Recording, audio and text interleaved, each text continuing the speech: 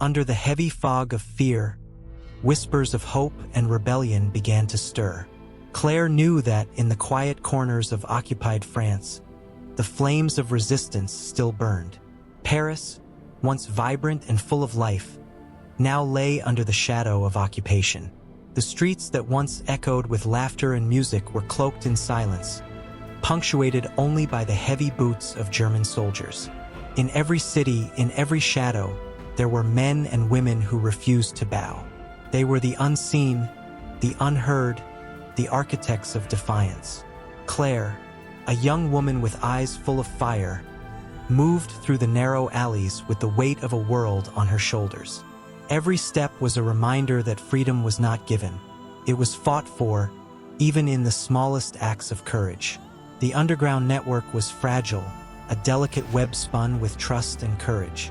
In a basement lit by flickering lanterns, faces both young and old shared the same look of quiet determination.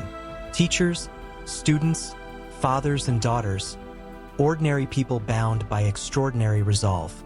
Maps were spread out on the wooden table, routes marked and plans sketched in whispered tones.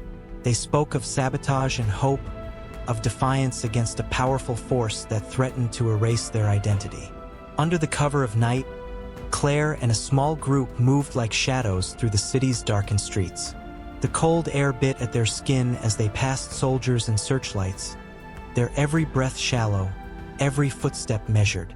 The mission was clear: sabotage the railway that fed the German war machine. Every step felt heavier than the last, but their resolve was stronger. Claire placed the charges on the tracks, the weight of their choices pressing on her heart. As the explosion tore through the silence, echoing across the city, alarms wailed and soldiers scrambled to respond. Claire and her team melted into the night, their hearts pounding with the knowledge that their act of defiance had sent a message, a promise that the spirit of freedom was not dead. But there was no celebration, only the understanding that every victory came at a cost. The resistance was not just in acts of sabotage or acts of defiance. It was in every quiet refusal to accept defeat, in every secret shared, every risk taken. It was the spirit of those who dared to dream of a France free once more, a spirit that burned bright even in the darkest hours. And as the city resettled into uneasy quiet, as the soldiers scoured the streets for those who had dared to rise, Claire knew one thing: the fight was far from over.